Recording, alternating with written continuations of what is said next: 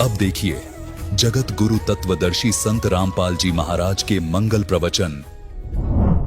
कि कोई सर्प ना हो और मेरे पति को ना डस ले। उसने और गौर से देखा, ध्यान से देखने से पता चला है तो बालक है।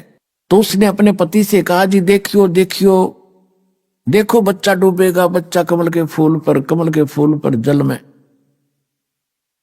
अब नीरू नहा रहा था ऐसे ऐसे करके, गोते लगा रहा था। वो कह रहा कि नीमा तो कति मेंटल होगी, तेरा दिमाग चल गया, अब तुझे जल में भी बच्चे दिखाई देने लगे, तो मान मेरी बात, ज्यादा वहम छोड़ दे।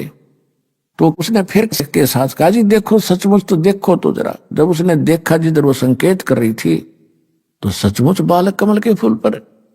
उसने न्यू का न्यू उठा लिया उस फूल के समेत। चित्र परमात्मा का,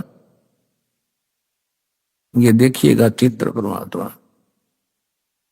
ना मेरा जन्म न गर्भ बसेरा, बालक बन दिखलाया, काशी नगर जल कमल पर डेरा, तहां जुलाहे न पाया। मात पिता मेरे कछु नाही, ना मेरे घर दासी, जुल्ला का सुत आण कहाया, जगत करे मेरी हासी। नीरू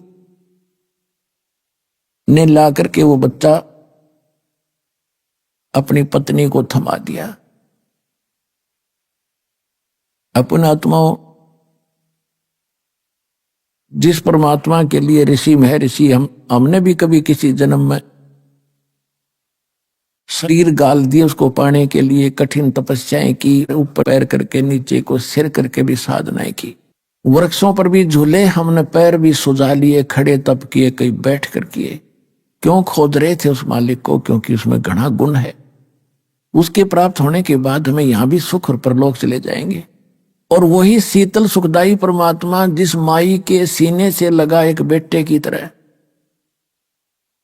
अब उसको जो अनुभव सुख का हुआ होगा उसका कोई शब्दों में बयान उसको नहीं किया जा सकता। अगर वो मालिक के हम चरणों में भी लग जाएं उसके, तो हमें कितना सुख होगा। और वो सीने से लग रहा है उस मां का। तो गरीबदास साहिब जी ने चित्रार्थ बहुत अच्छा किया है कि गोद लिया मुख चूम कर, हेम रूप जलकंत। कहते उस माई ने उठाया, कभी उसके मुंह न चूमे, कभी माथे न चूमे उसके, ने कभी सीने से लगा। और सौ शुक्र मनाओ अपने शंकर भगवान का कि हे परमात्मा, आज याद किया था आपको हृदय से, आज ही आपने पुत्र दे दिया। अपने आत्माओं, ये वस्तु है जानने की। करते तो कबीर भगवान रहे सारा कुछ हमारे लिए, और क्रेडिट हम इनको देते थे, महिमा इनकी होती थी। परमात्मा ये चाहते थे कि ये किसी की महिमा करो, क्योंकि परमात्मा को महिमा की आवश्यकता नहीं, उनको तो आपकी आवश्यकता है। और वो ये चाहते थे, चलो ये किसी भी डले ढोरे हैं, इनका आस्था भगवान की बनी रहे, कोई दिक्कत नहीं मुझे। और फिर इस समय तक परमात्मा ने आपको यहां लाना था कि आप में भगवान की चाह बनी रहे, चाहे कोई मंदिर पूजो, चाहे मस्जिद, चाहे गुरुद्वारा या चर्च, या कि तो पत्थर पूजते रहो। जब आपकी आत्मा रोया करती है, जब पिछले पुनकर्मी प्राणियों की, तो उन पुनों के आधार से यही परमात्मा आपको ये सब कुछ देता रहा। तो पुण्यात्माओं, जिस मालिक के नाम लेते हैं, चर्चा करने से भी हमारे रोम रोम खड़े हो जाते हैं। और उसको माई ने सीने से लगाया, उसको कितना सुखद अनुभव हुआ होगा। तो नीरू जब नहा के बाहर आया स्नान करके, तो उसने समाज को देखा कि यदि हम इस बालक को घर ले जाएंगे तो लोग ये पूछेंगे, जनता जन, कि तुम कहां से लाए हो।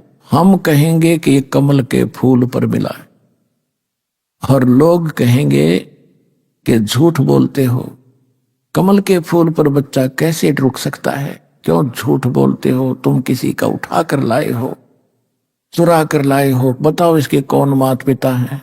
हमें पीटेंगे, बच्चा भी छीनेंगे और नगरी से भी निकाल देंगे। उसने अपनी ये सोच अपनी पत्नी से बताई कि मेरे विचार ऐसा है, तो इस बच्चे को यहीं छोड़ दे। हम अभी तो मुसलमान बने, ना हिंदुओं हमारा कोई जानकार है, ना मुसलमानों में कोई रिश्ता नाता हुआ, कोई बालक नहीं हमारे।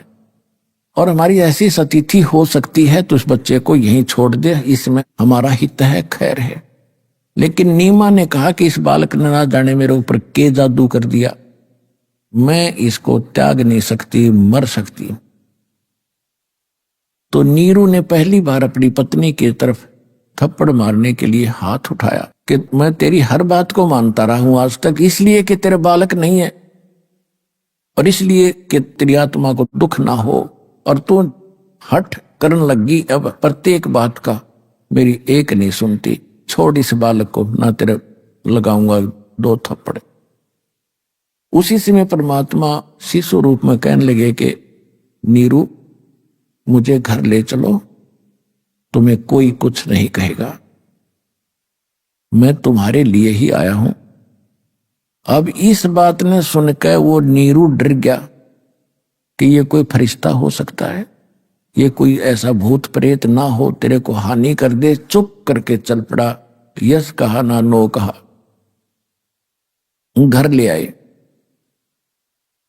अब जब घर ले आए, इतना न्यारा बच्चा, इतना तेज मालिक का, इतना सुंदर शरीर, इतना हैंडसम, वह पूछो मत, कोई वर्णन नहीं कर सकते। वैसे जुलाहों में उस समय जो जुलाहों की सतिथि होती, आम नागरिक की ऐसी होती थी, सांवले सांवले से रंग होते थे तकरीबन, और उनका न्यारा शरीर था। आखिर तक मालिक तो अलग ही थे।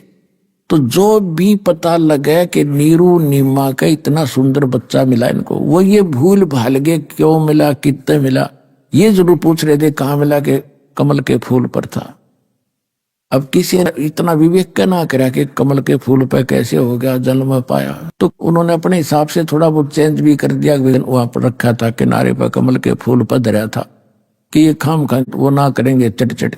तो कहने का भाव ये है कि सारा गांव ऐसे देखने के लिए चला उस बच्चे को, जैसे मंडली बनाकर औरतें गीत गाती हुई आया करती हैं, किसी के कोई देखना होता था, कोई बच्चा हो जाता था, ऐसे आने लगी।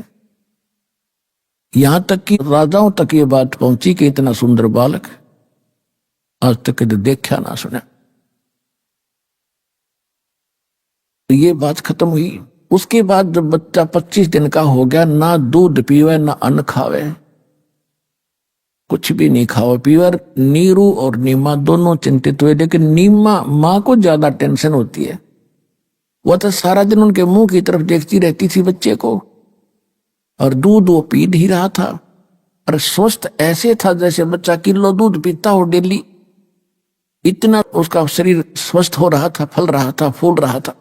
अब 25वां दिन जब निकला तो नीमा ने फाइनल कर लिया कि हे शंकर भगवान, आपने अपनी दासी की एक अर्ज सुनी थी और इस संसार में जीने की एक आस जागी थी। ये बच्चा आपने देना ही नहीं था दाता, अगर ये ऐसे मरना था तो। अब ये दूध पी नहीं रहा, अब ये कभी भी मर सकता है। भूखा बच्चा 1-2 दिन निकाल सकता है, और ये मरेगा, साथ मरूंगी मैं। अब इस संसार में मेरा जिया नहीं जागा। कोई व्यंग कसेंगे, कोई ताने लगावेंगे कि किरा किच का बच्चा लाए थे ठाके, इसलिए तने संभाला, को ना मार दिया। एक कलंक मेरे सिर पर और रखा जागा, और इसके बिना मैं जी नहीं सकती। ये कति हृदय में मान लिया। परमात्मा तो अंतर्यामी है, उनको मालूम था कि मैं तो मरूना पर या बुढ़िया जरूर मर जाएगी। इसलिए उन्होंने शंकर भगवान को प्रेरित किया। परमेश्वर के रिमोट से चलता सारा जीव। शंकर भगवान अपने शिवपुरी में, शिवलोक में ऊपर से एकदम उसके कसक हुई कि मुझे कौन पुकार रहा है। एक साधु रूप बनाकर संत का, और शंकर भगवान वहां आ गए और कहा, माई क्यों रो रहे हो, क्या बात है। और वह इतनी बुरी तरह रो रही थी कि उसके मुंह से शब्द निकल नहीं पा रहे थे। तो शंकर भगवान ने यानी साधु रूप में कहा, माई क्या बात है। तो उसने कहा रोती रोती ने कि महाराज जी, मेरे दुख को ना सुनो, मेरा दुख बहुत भारी है, आपके सतर का नहीं है। तो उसने कहा कि माई कहते हैं कि अपना दुख किसी को बता दे तो हल्का हो जाता है, आप बताओ तो हो सकता है मैं कुछ कर सकूं। तो उसने बताया कि पहले हमारे संतान नहीं थी, और हम एक सरोवर पर स्नान करने जाते हैं। एक दिन मैंने अपने भगवान शंकर भगवान को याद किया था, हृदय से पुकारा था। उसी दिन मेरी पुकार सुनी, कमल के फूल पर एक बालक दिया उसने। और अब ये 25 दिन का हो गया महात्मा जी, ना ये कुछ खाता ना पीता। ये तो निश्चिंत है कि इसकी मृत्यु होगी और साथ मैं मरूंगी, मैं सुसाइड करूंगी, मैं जीऊंगी नहीं। ये फाइनल फैसला है, नो रो रही हूं। तो ये भगवान ना देते तो अच्छा, तो दे कर ले रहे हो। तब शंकर भगवान ने कहा कि तेरा बेटा ला माई कहां पर है। वो लाई उठाकर, माई ने सोचा साधु संत कुछ वरदान दे देते हैं, इसके चरणों में डाल देती हूं, बच्चे को जीवन रक्षा कर देंगे। जो ही परमात्मा को, कबीर जी को, बालक को शंकर भगवान के चरणों में जमीन पर डालना चाहा तो परमात्मा ऐसे हवा में उड़ गए और शंकर भगवान के सिर के समान इतनी ऊंचाई पर आकर न्यू के न्यू रुक गए। अब उस माई ने सोचा, नीमा ने, कि इस बाबा जी में गजब की करामात है, इसने मेरा बच्चा हवा में उड़ा दिया, देख न्यू का न्यू डांट दिया। तो फिर शंकर भगवान ने ऐसे हाथ किया जैसे बच्चे को हाथ में लेते हैं, परमात्मा वहां से उसके हाथों में आ गई। तो इन लीलाओं को देखकर नीमा की आशा जागी कि अवश्य मेरे बच्चे का कुछ समाधान ये संत जरूर करेगा। तो जब परमात्मा को शंकर भगवान ने गोदी में लिया तो दोनों की नजर मिली। तो शंकर भगवान ने परमात्मा के हाथ देखे, क्योंकि ये जंतर मंतर पर लोगों का दिल डांटते हैं। परमात्मा के हाथ को देखकर कहा, माई तेरा बेटा मरे को नहीं, ये मरने वाला नहीं है, इसकी तो बहुत लंबी उम्र है। तो नीमा ने कहा कि महात्मा जी, इन सुख की सांत्वना से मेरा दिल नहीं डटेगा, यो बच्चा कुछ पीवेगा तो मेरा दिल डटेगा, ना तो मुझे इस सुख की सांत्वना से संतोष नहीं हो सकता। कुछ भी बात बनाओ, अविनाशी है, ये कैसे जिएगा जो मरने वाला है। तब परमात्मा ने कहा कि शंकर भगवान, इनको कहो एक कुंवारी गाय ले आवे। कुंवारी गाय ले आओ बछिया, जिसके साथ बैल ना लगा हो, कभी टच ना की हो। और एक कुमार के घर ते पवित्र पात्र ले आओ, कोई बरोला हांडी यानी कोई मटका मिट्टी का छोटा।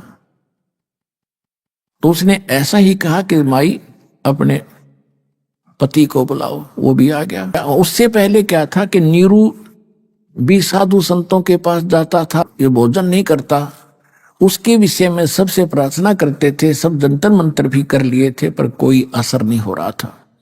वही नीरू उस दिन रामानंद जी के पास गया हुआ था और रामानंद जी से सारी कहानी बताई कि स्वामी जी, मुझे एक ऐसा ऐसा बालक मिला हमारे को, और 25 दिन हो गए उसने कुछ नहीं खाया, कि जंतर मंत्र बताओ। तो उन्होंने कहा कि भाई कहाँ मिला था, कि लहर तारा तालाब पर। कब मिला था, कि इस दिन मिला था। तो उसने जो अष्टानंद वाली बात सुनी थी वो कुछ हृदय में आई, लेकिन उनका ये ना दचाई थी कि ऐसे भगवान कमल के फूल पर स्वयं आ गया होगा, तो उसने उसको ध्यान नहीं दिया। तो उसको समाधान बता दिया कि ये कोई ब्राह्मण विद्वान पुरुष है, पिछले जन्म का कोई सिद्ध पुरुष है, इसके लिए तुम एक कुंवारी गाय ले आओ, बछिया, जिसके साथ बैल टच ना किया हो, और उसके सामने खड़ा कर दियो, वो अपने आप दूध देवेगी, वो दूध पिला दी। तो ये बात नीरू के जची नहीं कि इस पंडित जी ने अपने यहां से मुझे टालने के लिए ये बेतुकी बात करी है, कुंवारी गाय कैसे दूध देगी। तो उसने वो विचार भी छोड़ दिया कि नहीं, ऐसा नहीं हो सकता। वो आकर पहले बैठा ही था और अपनी पत्नी से बता दिया था कि कहीं पर भी कोई समाधान ये निकल नहीं रहा है, तो वो इसलिए और घनी दुखी हो रही थी।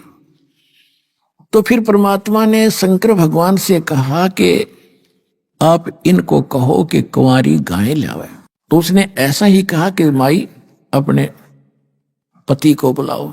उसने पति से कहा कि आइयो जी, महात्मा जी ये कह रहे हैं कि कुंवारी गाय लाओ, वह दूध देवेगी जब यो बालक पीवेगा। अब रामानंद जी की बात तो उसका जची नहीं थी कि ये भी कभी हो सकता है।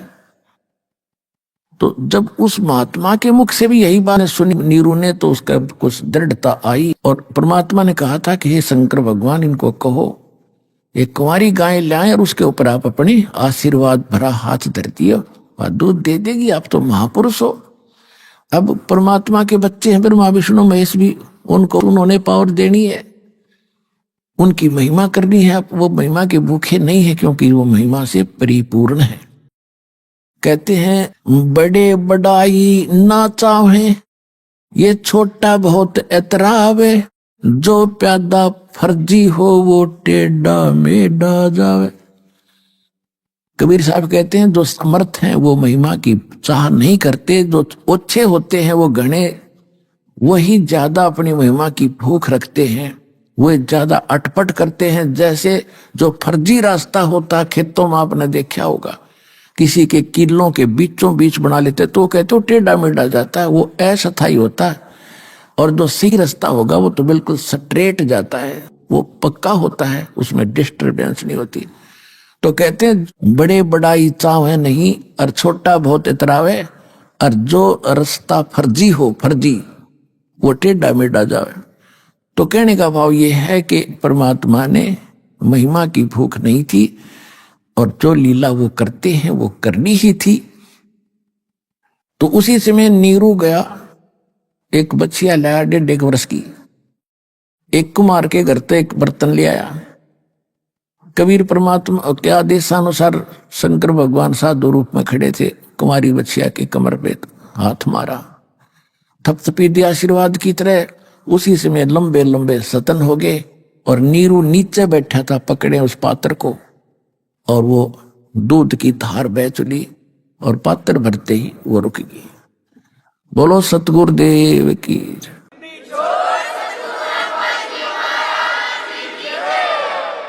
कबीर भगवान ने वो दूध पिया, फिर गाय ऐसे दूध देती रही। तो परमात्मा के परवरिश की लीला कंवारी गायों से हुई आज से 600 वर्ष पहले, जो भगवान प्रकट हुए थे। अब परमात्मा को पहचानने के लिए हमने अपने ही सदग्रंथों का सहयोग लेना पड़ेगा कि हु इज गॉड, परमात्मा कौन है। परमात्मा वही है जिसकी डेफिनेशन और जिसके सब गुण मेरिट्स हमारे सदग्रंथों में मिलते हो, क्योंकि वेदों को पूरा विश्व मानता है कि परमात्मा की सही जानकारी है। हिंदू धर्म के लिए तो ये एक आभूषण है, एक गहना है। ये हमारा एक बहुत अच्छा वो सदग्रंथ है। इनमें जो लिखा सही है, तो इनमें जो लिखा है और जो लीला जिसने की है, ही इज गॉड, 2 अक्षर की बात है। अब आपको दिखाते हैं, आज का लिखा इतिहास नहीं है, 600 वर्ष पहले परमात्मा ने जो लीला की थी और धर्मदास जी ने लिखी थी भगवान की महिमा, आपको सदग्रंथों से दिखाते हैं, कबीर सागर से दिखाते हैं। ये देखिएगा कबीर सागर संपूर्ण 11 भाग, हेमराज श्री कृष्णदास प्रकाशन मुंबई से प्रकाशित है। कबीर सागर कबीर पंथी भारत पथिक स्वामी युगलानंद बिहारी द्वारा पुरस्कृत मुद्रक एवं प्रकाशक है खेमराज श्री कृष्णदास, अध्यक्ष श्री वेंकटेश्वर प्रेस, खेमराज श्री कृष्णदास मार्ग, मुंबई। इसमें एक ज्ञान सागर नाम का अध्याय है। इसके 73 पृष्ठ पर दिखाते हैं ज्ञान सागर, ये खंड है, अध्याय है कि इसमें यहां से चला रहा है शंकर वचन। तो तोरे घर पंडित अधिकारी, झूठ बोल कर बोलहु नारी, हरि कमला सम देखो ज्ञाना, बुद्धिवंत तुम पुत्र सुज, ये तुम्हारा पुत्र सुजाना, सुनकर महिमा पुत्र की नारी धरे तो पाओ, हे स्वामी मम इच्छा स्वर्ण वचन सुनाओ, कहाँ जलाना कहाँ की आवा। ये काफी वार्ता है इसके अंदर, लेकिन हम अपने मतलब भी सुने। शंकर भगवान कह रहे हैं 73 पृष्ठ। फिर वो चले गए वहां पर रामानंद जी के पास, उधर से नीरू। अब यहां देखो प्रश्न नंबर 74 पे ज्ञान सागर का हम यहां से पढ़ेंगे। अब रामानंद जी के पास जाकर के नीरू ने क्या कहा कि सुन जुल्हा मन भयो आनंदा, जिमी चकोर पायो निश्चंदा, ले सुत चले हर्ष मन कीना। परमात्मा को तालाब से उठाकर ले आए, 4800 पुन असबोल ही दीना, अगले जन्म जब होए तुम्हारा, तुम्हें पठावे यम के तैनारा, ये कबीर साहब ने उनको कही थी। फिर कहते सुत काशी को ले चले, सुत माने बेटे को, बच्चे को, लड़के को, लोग देखन ता आओ, और अन्न पानी भखे नहीं, जुल्हा शोक जनावे, को खा पी नहीं रहा था इसलिए जुल्हा दुखी हुआ। तब जुल्हा मनकीन तिवाना, रामानंद सो कहीं उत्पाना, मैं सुत पायो बड़ो गुणवंता, और कारण कौन बखे नहीं संता। रामानंद जी से कह रहे नीरू कि हे महात्मा जी, मुझे एक बहुत ही सुंदर और गुणवान बालक मिला है, वो कुछ खा पी नहीं रहा, इसका कारण और समाधान बताएं। देखिएगा, तब जुल्हा मनकीन तिवाना, रामानंद सो कहीं उत्पाना, मैं सुत पायो बड़ो गुणवंता, कारण कौन बखे नहीं संता। रामानंद ध्यान तब धारा, जुल्हा सो तब वचन उचारा, पूर्व जन्म तब ब्राह्मण जाति, हर सेवा कीनी भली भांति, कुछ तब सेवा हरि की चूका, अर्थात भयो जुल्हा का रूपा, प्रीति प्रभु गए तो लेनी, ताते उद्यान में सुत तो दीनी, कि परमात्मा ने तुझे जंगल में यो पुत्र दिया है। नूरी नहीं है, नीरू मिसप्रिंट है। अब नीरू बोला कि हे प्रभु, जस की नो तस पाया, अर्थ हो तो दर्शन आयो। रामानंद बता रहे हैं कि पहले जन्म में तू ब्राह्मण था और तूने कोई परमात्मा की भक्ति में कमी कर दी, जिस कारण तो धानक रूप में जुल्हा का घर जन्म हुआ। अब नीरू कह रहा है परमात्मा, पहले तो मैंने जो करी सो भर ली, पर ईब मेरे पर जो संकट आ गया, इसका निवारण बताओ। हे प्रभु, दस की नो तस पायो, अर्थ हो तो दर्शन आयो, सो कहियो उपाय गुसाई, बालक अक्षुदावंत कुछ खाई।